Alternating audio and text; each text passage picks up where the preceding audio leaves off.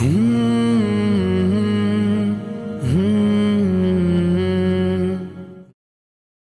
शुक्रिया, आपने हमको टाइम दिया। चूँकि आप पुराने शहर के ओल्ड सिटी में बहादुरपुर के करीब एक ग्रेस हॉस्पिटल में देख रहे हैं, यहाँ पर हमने ज़रूरी समझा कि आपसे गुफ्तगू करें, आपसे बात करें। चूँकि आपका ताल्लुक़ पेट से है, तो आमतौर पे छोटे बच्चे और लड़के और लड़कियाँ पेट की शिकायत की वजह बताते हैं, इसकी अहम वजह क्या है? नमस्ते, मैं डॉक्टर विनोद चाहर है और मैं एक गैस्ट्रोएंटरोलॉजिस्ट हूँ जो पेट की तकलीफ़ें और लीवर की तकलीफ़ें जो होती है वो देखते हैं। आपका जो सवाल है वो काफ़ी कॉमन सवाल है, जो आजकल के जनरेशन में काफ़ी कॉमनली ये सारे प्रॉब्लम्स जो है, ये सारी तकलीफ़ें दिखाई देती है। इसकी तो कई सारी वजह होती है, बट जो आम तौर पे जो लोगों में देखा जाता है कि जो खाने पीने का जो पैटर्न हो गया है आजकल का, या जो स्लीपिंग पैटर्न होता है, लाइफस्टाइल जिसे बोलते हैं हम लोग, एक अपनी लाइफ गुजारने का जो तरीका हो जाता है, उसके वजह से आम तौर पे ये होता है।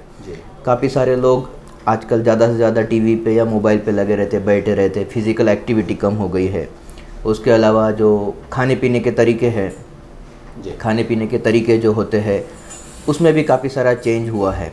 तो इन सारे वजह से, और उसके अलावा काफ़ी सारे कारण हैं जो जब तक हम लोग ऐसे पेशेंट को ना देखा जाए तब तक बोल नहीं सकते हैं। तो हर पेशेंट की अपनी अपनी अलग अलग तरीके की प्रॉब्लम्स होती है, अलग अलग उसके पीछे की वजह होती है। तो वो पेशेंट को देख के, उनको एग्जामिन करके, कभी ज़रूरत पड़ने से हमें उनका कुछ टेस्ट भी करना होता है। तो वो देख के प्रॉब्लम जब पता चलता है, उसका जब जड़ पता चलती है कि किस वजह से है, उसे ठीक करने के बाद में आमतौर पर पेशेंट काफ़ी अच्छे से रिस्पॉन्ड कर जाते हैं।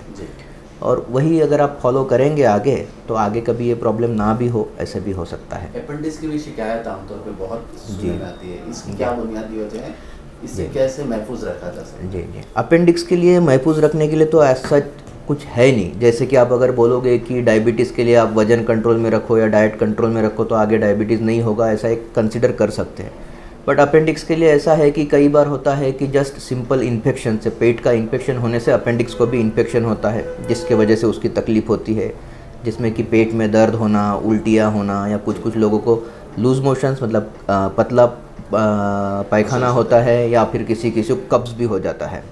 बट मेनली जो है काफ़ी कॉमनली होता है कि पेट में दर्द होना, ये आमतौर पर होता है पेशेंट को।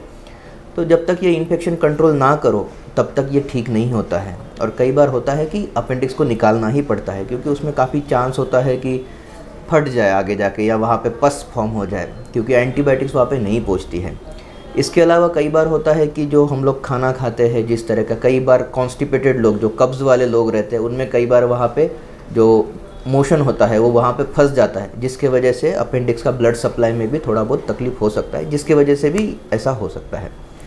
तो वही है कि हर एक के अलग अलग वजह से हो सकता है, बट एक बार अगर अपेंडिक्स किसी को प्रॉब्लम होती है तो डेफिनेटली उसको निकाल कर सेफ साइड रहना हमेशा सही तरीका होता है। आमतौर पे देखा यह जाता है सर कि जिसके पास तालीम की कमी होती है, एजुकेशन कम रहता है, जब पेट में दर्द होता है तो करीब के मेडिकल हॉल जाके पेन किलर खाते हैं, उनके लिए कुछ मशवरा? जी, ये तरीका एकदम भी गलत है।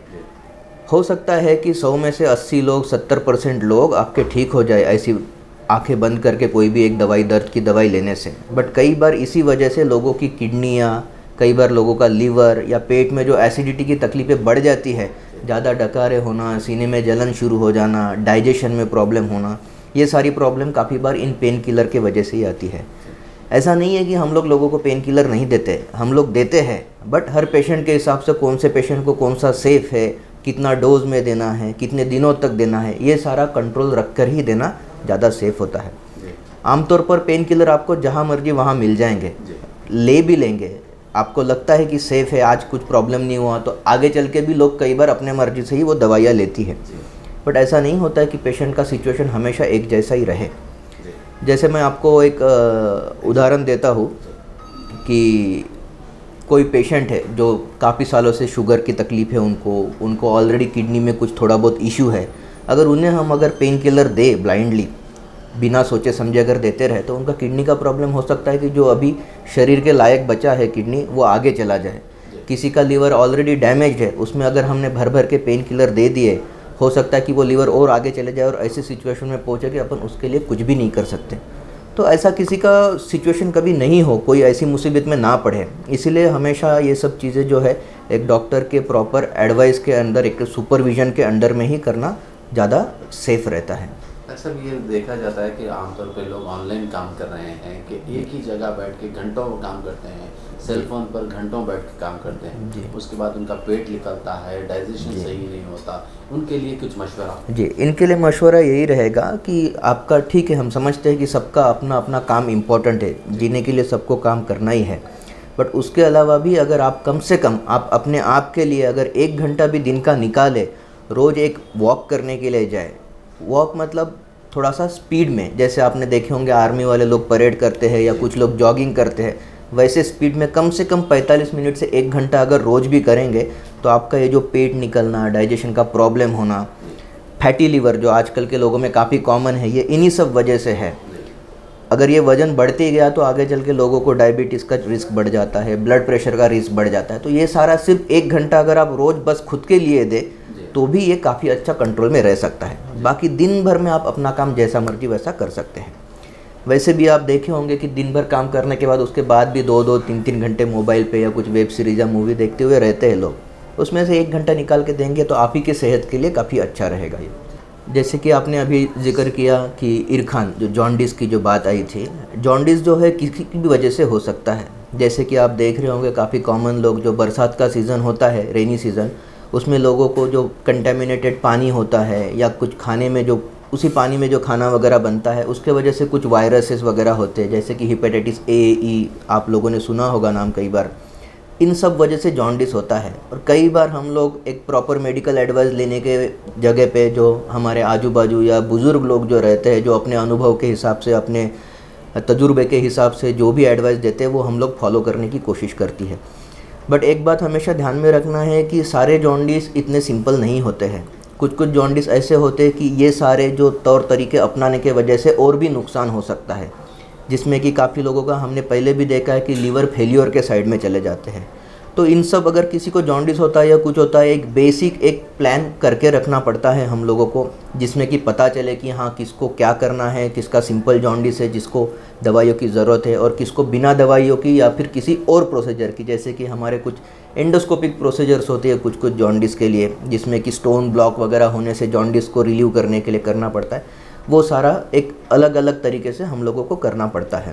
डॉक्टर साहब, आपसे अगर मुलाकात करना हो, क्योंकि आपको जो लोग देख रहे हैं उन्हें क्या मशवरा देंगे कि आपसे कहाँ पर मुलाकात और कब की जा सकती है? जी, आपको अगर इनमें से कुछ भी प्रॉब्लम है, कुछ भी पेट रिलेटेड या लीवर के रिलेटेड में अगर कुछ तकलीफ़ है, तो आप कभी भी ग्रेस हॉस्पिटल में, जो बहादुरपुरा में हॉस्पिटल है, वहाँ पे 5 से 7 के बीच में कभी भी आ सकते हैं, मंडे टू सैटरडे के बीच में। हफ्ते में कभी अगर छुट्टी रहता है तो उस दिन हम लोगों का भी छुट्टी रहता है, तो आप कभी भी आके अपने लिए मशवरा या ट्रीटमेंट या कुछ अगर हेल्प चाहिए, मेडिकल हेल्प, हम लोग ऐसे भी हेल्प करने के लिए रेडी रहते हैं। डॉक्टर साहब, सवाल ये है कि हम हैदराबाद के लोग आम तौर पे देर से खाते हैं, देर से सोते हैं और खाना भी ऐसा खाते हैं कि इंतहाई हेवी रहता है, तो उसके इमीडिएटली बाद सोना कितना नुकसान है? जी, ये तो एकदम ही गलत चीज़ है कि एक आज का जो कॉन्सेप्ट है, अभी आपने जो है ब्रेकफास्ट हो सके तो ज़्यादा से ज़्यादा खाना है, उसके बाद सेकंड हेवी मील जो है लंच का रहना चाहिए, और डिनर हो सके तो लाइट लेना है। और उसमें भी अगर आप ज़्यादा से ज़्यादा हेवी डिनर करते हैं तो आपने कम से कम 2 से 3 घंटे का गैप रहना है कि खाना खाने के बाद में सोने के बीच में जो हमारा नाइट टाइम रहता है वो पूरा का पूरा रेस्ट पीरियड रहता है। जो हम लोग खाते हैं वो कहीं पे भी कंज्यूम नहीं हो पाता है, वो शरीर के अंदर ही जमा होते रहता है। तो उसके वजह से ही एक ये ओबेसिटी का जो पैटर्न आजकल के ज़माने में हम देख रहे हैं, जिसके वजह से ये बाकी सारी बीमारियां भी सामने ज़्यादा इजीली पकड़ी जा रही है, ये इसके पीछे का यही रीज़न है कि हम लोगों का खाने का समय सही नहीं है। रात को 10 बजे 12 बजे खाना खाते हैं, उसके बाद में सो जाते हैं, और खाने का पैटर्न भी हमारा ऐसा होता है कि हम लोग हमेशा हेवी, ज़्यादा ऑयली फूड या ज़्यादा मतलब रेड मीट वाला या फिर कोलेस्ट्रॉल वाला कंटेनिंग फूड जो रहता है उस टाइप का खाना खाते हैं। तो ये सारी चीज़ें जो गलत है वो हमने डेफिनेटली हाईलाइट करनी है, आपको सही करना है इन सब चीज़ों को। यही एक सिंपल स्टेप से, सिंपल 2-3 घंटे का एक चेंज लाने से ही आपको हो सकता है कि लाइफ में कभी किसी डॉक्टर की ज़रूरत भी ना पड़े। आपके सारी चीज़ें, सारा हाजमा बोलिए या शरीर के जो भी ऑर्गन्स है वो एकदम परफेक्ट वे से काम कर सकते हैं। तो बस इतनी ही चीज़ पे ध्यान देना है कि 8-9 बजे के आसपास में खाना है, 2-3 घंटे का गैप रहना है, उसके बाद में आप चाहिए तो सो जाइए 11 बजे 12 बजे तक। आखिर में मेरे तरफ से आप सबके लिए यही एडवाइस रहेगी, आप टिप्स समझिए या आपको नॉन मेडिकल मशवरा जो बोलना है वैसा भी बोल सकते हैं। तो सबसे अच्छा है कि रोज़ 1 घंटे का अपने लिए समय निकालना है, वॉकिंग करना है, एक खाने का पैटर्न एकदम फिक्स रखना है। उसके अलावा आपने जो भी आपका काम का पैटर्न है वो सही तरीके से रखना है और सही समय पे सोना है। वज़न नहीं बढ़ने देना है। और अभी कभी भी अगर कोई तकलीफ़ें होती है, जैसे कि आपको सीने में जलन होना, पेट फूला फूला रहना, भूख ना लगना, वज़न ना बढ़ना या वज़न कम नहीं कर पा रहे, ज़्यादा वज़न बढ़ गया है जिसकी वजह से आपको तकलीफ़ें हो रही है, कब्ज़ या कॉन्स्टिपेशन जिसे कहते हैं, उसके अलावा किसी किसी को जॉन्डिस हो जाता है वज़न बढ़ने के वजह से या फैटी लीवर के वजह से, किसी को पित्त में स्टोन होते हैं, गॉल ब्लैडर में स्टोन जिसे कहते हैं। ये सारे प्रॉब्लम्स का इलाज काफ़ी सिंपल है, ज़्यादा कुछ इसके लिए टेस्टिंग की भी ज़रूरत नहीं पड़ती है, ज़्यादा हेवी दवाइयों की ज़रूरत नहीं पड़ती है। छोटे छोटे पॉइंट्स, कुछ मेडिसिन या कुछ तौर तरीके चेंज करने से ही आपकी ये सारी तकलीफ़ें दूर होती हैं।